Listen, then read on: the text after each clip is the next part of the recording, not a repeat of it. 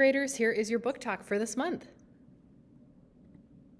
The first one I have to share today is Bad Girls Don't Die by Katie Allender. It's the first in a fantasy series, perfect for those of you who come down to the library and ask for something in the horror section. You know, we don't have a horror section in our library, but we do have books in both fantasy and mystery that have those ghost stickers on the side, and this is one of those books. Alexis is our main character, and she is thinking that her life is pretty dysfunctional in the way that, I don't know, a lot of middle school and high school students kind of feel sometimes. Things are falling apart at home. Her parents' marriage does not seem to be going so well. Things at school are not the best either. You know, there are kids at school who have been bugging her, and certainly some girl drama happening, and even girl drama at home with her sister. Her sister is, I don't know, doing some really odd stuff. And it's not just, you know, the normal sibling stuff that can go on. It is, well, let's just say it's bordering on dangerous. Let's take a look at a trailer to find out a little bit more about what is happening in Alexis's house.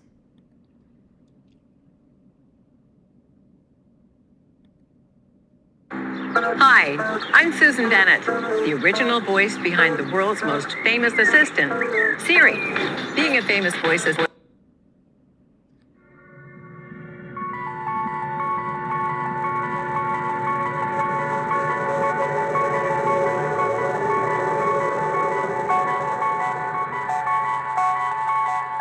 A lot of people shoot digital pictures, which is fine. It's just not for me.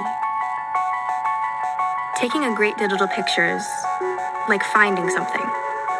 But working with film, it's like making something.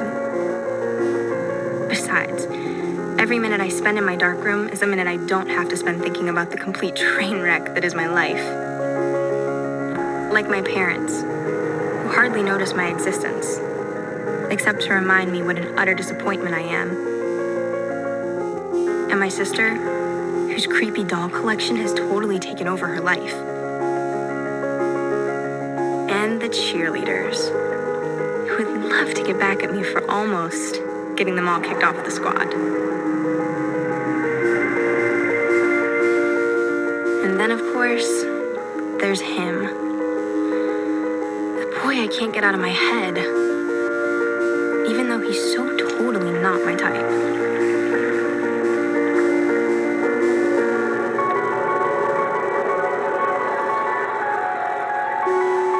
So yeah, can you blame me for preferring to spend all of my spare time alone in my darkroom?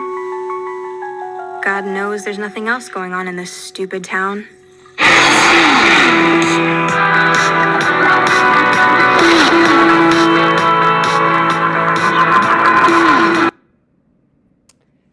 If you like a story that has a lot of realistic stuff happening, but also that element of the supernatural, try Bad Girls Don't Die, the first in the series by Allender. Check it out in fantasy. It Wasn't Me by Dana Allison Levy. I love the quote that is here on this slide. The idea that, you know, the truth is really kind of dependent upon who you're asking, and that's in this story. Theo is a photographer. He's a guy who takes a lot of pictures, and he does this photography type project in this story, but they are vandalized and trashed really beyond all recognition. And when this happens at school, there are 5 kids at the scene. Anybody who's asked, though, of the 5 kids will say, it wasn't me. I didn't do it. You know, don't blame me. Theo really doesn't care who it was, honestly. He just wants to stop being the victim. He feels like he's picked on all the time, and he wants to forget the whole humiliating thing. But his favorite teacher is asking for the 6 of them to spend their entire, you know, spring break or whatever it is, a vacation week together, learning to trust each other and getting to know each other better. That sounds like, you know, Theo's worst nightmare. And as they are sharing things about one another, Theo realizes he doesn't know anyone as well as he thought. He thought he knew all of these kids fairly well because of the way that they present themselves at school. Turns out he doesn't know them at all, and in fact, maybe he doesn't even know himself all that well either. Check out It Wasn't Me by Dana Ellison Levy in realistic fiction. Between Shades of Grey by Ruta Sepetys is in historical fiction. And for those who really enjoy not only historical fiction, but beautiful writing, this is your next author to take a look at. Lena is really just like any other 15-year-old girl living and growing up in Lithuania. She has good friends, enjoys school. She does a lot of drawing and art. And, she's just your regular teenager. Until one night when Soviet officers barge into their home, middle of the night, they take her father and basically kind of tear her family apart away from the comfortable life that they've known. They're forced onto this crowded, dirty train car, and Lena and her mom and her brother head north, crossing the Arctic Circle off to this work camp. And they have no idea if or when they're going to see Lena's father again. He's been taken somewhere else. And throughout the story, not only learning about what's happening during this time under Stalin's orders, when she and her mom and her brother are forced to do things, at the same time, Lena is trying to figure out whether or not she's going to even see her dad again. And she's been very close with her dad. She's worried, not only for her own situation, but for her dad, and uses her art as one way of coping and dealing, and tries to send him some messages through her drawings and letters to her father's prison camp to let him know that they're still alive. Between Shades of Grey, Ruta Sepetys, she's got other books as well in historical fiction, and this is one of those authors, if you read one of her books, you will want to read the rest. Brave New Girl by Rachel Vincent is a sci-fi story. I think this cover is one that is such a great example of a book cover that makes you wonder. As you can see from the cover, we can get this sense of someone looking like others and yet standing out. And that's exactly the concept or the big theme behind this book. Dahlia, 16, is our main character. She sees her face in every crowd because she is one of 5,000 girls created from a single genome to work for the greater good of her city. She's nothing special for that reason because she's been duplicated. She's been cloned, created that way. But meeting Trigger 17 changes all of that. He thinks she's interesting and unique and beautiful, something that she has never thought about herself before because she's a carbon copy of, one of 5,000 others. That means he has to be flawed, right? Because he sees her as something that she isn't. And when Dahlia can't stop thinking about him, she realizes that must mean she is also flawed. And if that's the case, there must be flaws in all of the other clones as well. And what could that mean for taking down the entire city and perhaps that entire creation? What's going to happen with all of these identicals that have been created and for their purpose? You've got to read this very interesting sci-fi, really suspenseful thriller to find out. I Am Princess X by Sherry Priest is the mystery story of a disappearance, a friendship. Let's actually listen to a few others tell you a little bit about this book.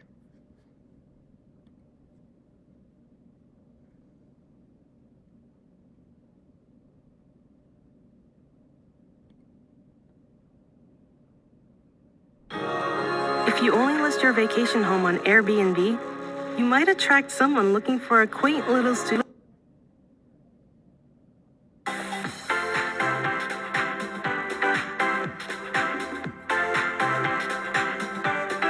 If you're a fan of mysteries and secrets, this next book is for you. I Am Princess X is one of my favorite books I read this year, maybe my number one. And I want to give credit to Amazon because I'm going to read a little blurb that I stole from them. So, once upon a time, two best friends created a princess together. Libby drew the pictures, May wrote the tales, and their heroine, Princess X, slayed all the dragons and scaled all the mountains their imaginations could conjure. Once upon a few years later, Libby was in the car with her mom driving across the Ballard Bridge on a rainy night. When the car went over the side, Libby passed away, and Princess X died with her. Once upon a now, May is 16 and lonely, wandering the streets of Seattle when she sees a sticker slapped in a corner. Princess X? You see, Princess X was this character created by these two girls, and no other princess has blue hair, wields a giant sword, wearing red Chuck tees. This is Princess X. And so when she sees this sticker, she begins to think that her friend may indeed be alive. This is a cyber thriller. It is part text, part graphic. Awesome book. So would you say that it's fair to assume that you would be sitting on your edge of your seat the whole time you read this one? Definitely.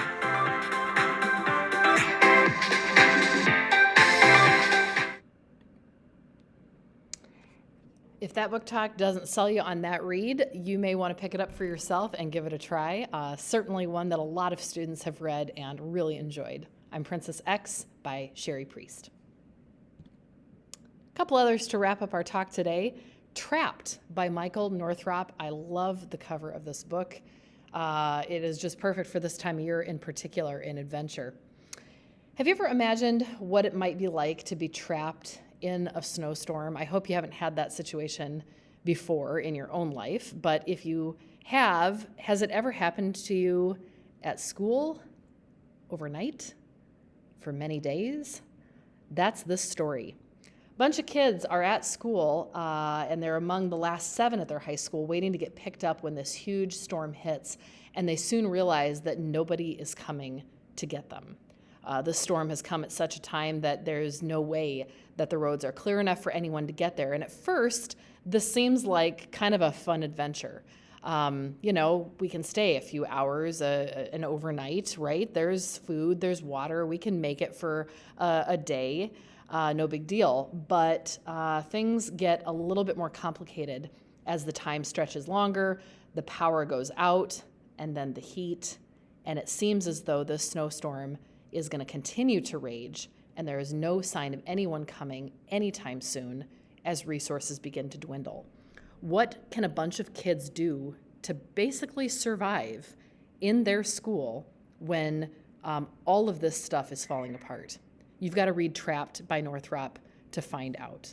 I really liked this book. The very last one I want to share with you today is Shooting Kabul by N.H. Sensei. In realistic fiction, this one is based on a true story, rather loosely, but still based on a true one. And the shooting that we're talking about here is that of using a camera. So really, now that I think about it, a lot of the books I'm sharing in this book talk had to do with photography, taking pictures. In the summer of 2001, 12-year-old Fadi and his parents made this difficult decision to illegally leave Afghanistan, and they're moving their family to the U.S. That's the beginning of this story. The underground transport that is arriving to get their family arrives, and there's all of this chaos. There's huge crowds. There's a lot of confusion. Fadi is left actually dragging his younger sister, Miriam, through the crush of people, and Miriam accidentally lets go of his hand. She becomes lost in the crowd. Fadi's snatched up into the truck, and as Taliban soldiers are closing in, that truck speeds away, leaving Miriam behind.